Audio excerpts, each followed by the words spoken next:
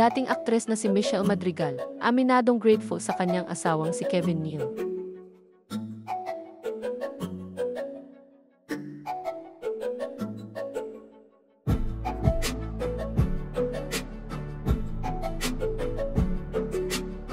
Kamakailan ay ipinagdiwang ng dating aktres na si Michelle Madrigal ang isang buwang anibersaryo nila ng kanyang asawang si Kevin Neal mula nang sila ay ikasal.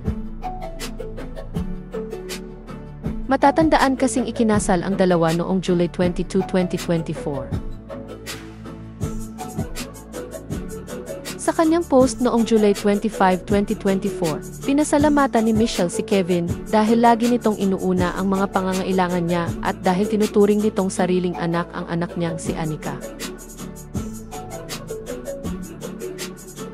Anya, thank you for always prioritizing my needs and treating Anika as your own. I love doing life with you and look forward to having more children together.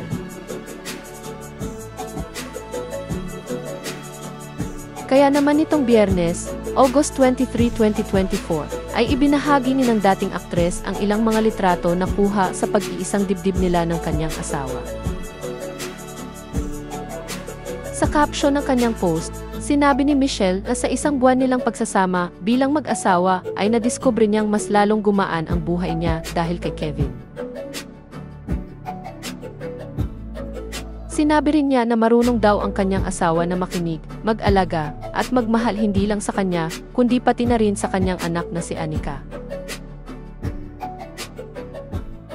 Dagdag pa ng dating aktres, pundasyon ng pagmamahala nilang dalawa ang pareho nilang paniniwala sa Diyos.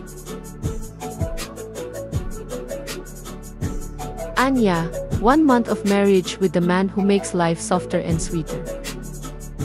Grateful for a partner who listens, cares, and loves us both, my daughter and me. Together, we honor God and cherish each other, building a love that grows stronger every day. I love you, handsome. Si Anika ay ang anak ni Michelle Madrigal sa dating asawang si Troy Wolfo.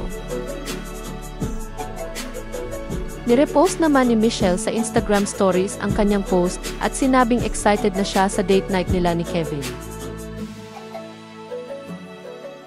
Sa kasunod na post sa Instagram stories ay ibinahagi ng dating aktres ang litrato nila ng kanyang asawa na kuha sa lugar kung saan sila nag-date para sa date night nila.